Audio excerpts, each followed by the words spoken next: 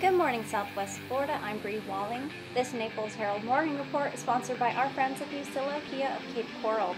This morning, we'll tell you about Marjory Stoneman Douglas survivors targeting new voters in their summer gun control tour, Disney union workers feeling the squeeze as their bonus money is used for negotiations, and more.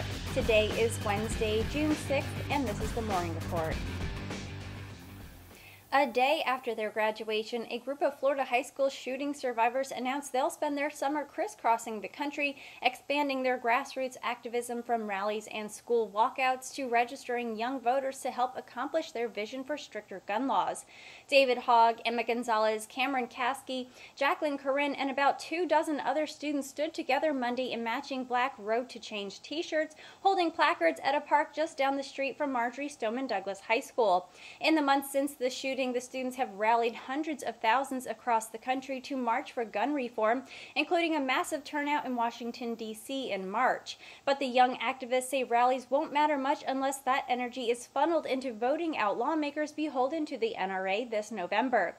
Citing dismal voter turnout statistics in the last midterm elections as the lowest since World War II, the students are planning more than 25 stops in a 2-month nationwide tour targeting communities rocked by gun violence or where lawmakers supported by the NRA are running for office. And they're focusing on the 4 million people turning 18 this year. In addition to the national tour, the students are also planning a separate tour in Florida, targeting every congressional district in the state. The tour will begin June 15th in Chicago, where the Florida students will join the Peace March led by students from St. Sabina Academy. U.S. immigration agents made more than 100 arrests Tuesday at an Ohio gardening and landscaping company, one of the largest such stings in recent years and part of the Trump administration's growing crackdown on employers for hiring people who are in the country illegally.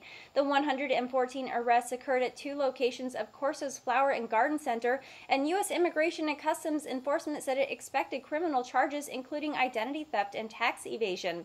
Though no criminal charges have been filed against Corso's yet, the employer is under investigation.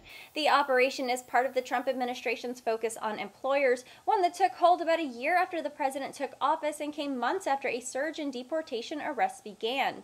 In April, agents made about 100 worker arrests at a meatpacking plant in rural Tennessee, reminiscent of the high-profile shows of force that were common during President George W. Bush's administration.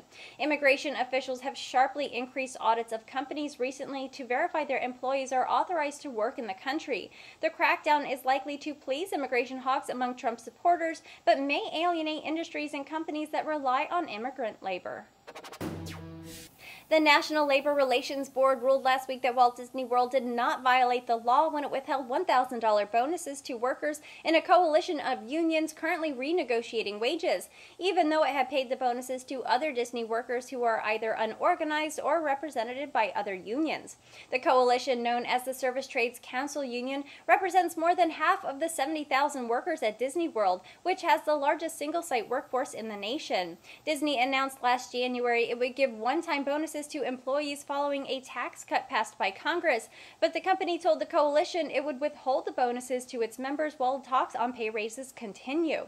The NLRB said Disney was well within its rights to use the bonuses as part of its negotiations. The company and unions have been renegotiating wages for almost a year for a contract that expires in 2019. Some members of the Service Trades Council are pushing Disney to raise the starting minimum from $10 to $15 an hour. Disney has responded by offering to raise the starting minimum wage to $15 an hour by 2021 in exchange for concessions on overtime pay, holiday pay, and changes in how workers are transferred to new positions. But some members of the Service Trades Council say those concessions are too steep a price to pay. Leaders of the unions and Disney representatives returned to the negotiation table on Friday. And that was a Morning Report for today. I'm Bri Walling. The Morning Report airs Monday through Friday at 9 a.m. right here at NaplesHerald.com. And don't forget to check out our lunch break that also airs Monday through Friday at 12 p.m. Thank you for watching.